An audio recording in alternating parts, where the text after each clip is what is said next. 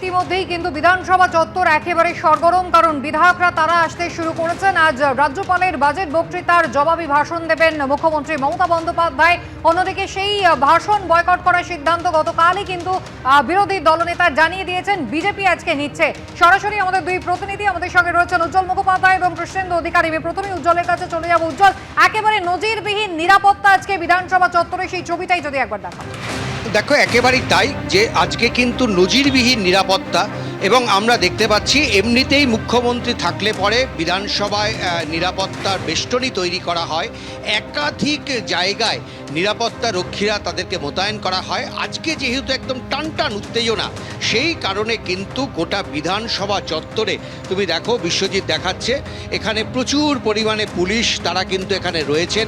সাধারণত আমরা গেটের সামনে এত বিশাল পুলিশ আমরা কিন্তু সেই অর্থে দেখতে পাই না, এবং ভেতরে বিধানসভার ভেতরে সেখানেও কিন্তু প্রচুর পরিমাণে পুলিশ মোতায়েন করা রয়েছে। সাদা পোশাকের পুলিশ তারা কিন্তু গোটা বিধানসভাটাকে কার্যত ঘিরে রেখেছে।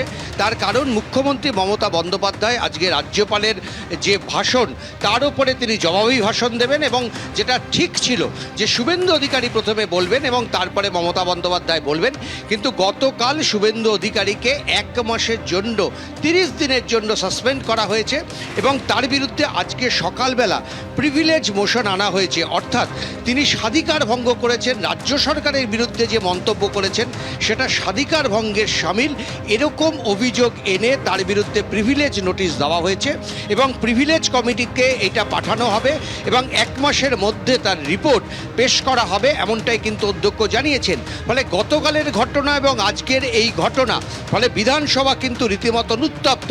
এখনো পর্যন্ত বিজেপির বিধায়করা তারা ভেতরে আছেন, কিন্তু দ্বিতীয় অর্ধে আলোচনা শুরু হওয়ার পর, বিশেষ করে মুখ্যমন্ত্রী যখন বক্তব্য রাখবেন, তখন কিন্তু বিজেপির বিধায়করা বয়কট করবেন।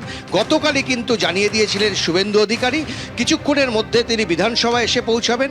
অগ্নিমিত্রা পাল, যাকে সাসপেন্ড করা হয়েছে, তিনি কিন্তু আম্বেদকরের মূর্তির নিচে ধর্নায় বসেছেন, এবং বাকি যারা সাসপেন্ড হওয়া বিধায়ক তারাও কিন্তু ধর্নায় বসবেন, এমনটাই খবর।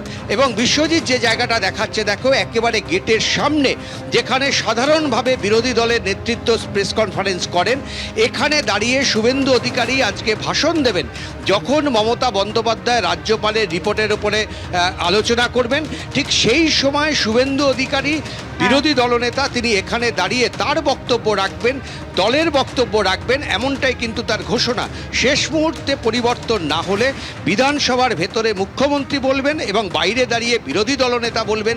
ফলে টানটান উত্তেজনা। তৃণমূলের আজকে অধিকাংশ বিধায়ক তারাও কিন্তু হাজির, বিজেপির বিধায়করা হাজির। ফলে শেষ পর্যন্ত উত্তেজনার পারদ যে ক্রমশ চড়ছে তাতে কোনো সন্দেহ নেই।